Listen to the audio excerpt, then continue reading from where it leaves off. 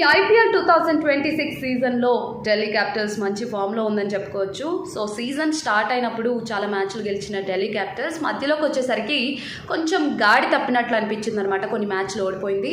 Present అయితే points టేబుల్లో 6th పొజిషన్లో కొనసాగుతుంది. అయితే ఇక్కడ ఢిల్లీ క్యాపిటల్స్ అనగానే అందరికీ టక్కున గుర్తొచ్చే పేరు కేఎల్ రాహుల్. ఎందుకంటే అతను తన బ్యాట్తో గ్రౌండ్లో విధ్వంసం సృష్టించగలడు. అయితే ఇప్పుడు కేఎల్ రాహుల్ ఐపీఎల్లో ఒక కొత్త రికార్డ్ నెలకొల్పినట్టుగా తెలుస్తోంది. ఐపీఎల్లో 200 సిక్సర్లు బాదిన మొట్టమొదటి ఇండియన్ ఓపెనర్గా కేఎల్ రాహుల్ పేరు దక్కించుకున్నారనమాట. ఈ జాబితాలో టాప్లో ఉంది మాత్రం క్రిస్ గేలే.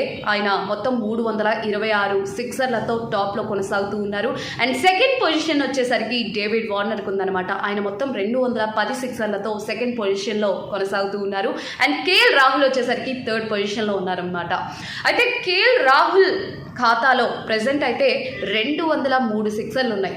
సో ప్రెజెంట్ ఈ ఐపీఎల్ సీజన్లో అయితే ఆయన మంచి ఫామ్లో ఉన్నారు. ఆ ఫామ్ చూస్తూ ఉంటే రాబోయే మ్యాచ్ల్లో ఈ డేవిడ్ వార్నర్ రికార్డ్ అయిన 210 సిక్సర్లను ఈజీగా దాటేయగలరు అని చెప్పేసి కూడా చాలామంది అంచనా వేస్తూ ఉన్నారు.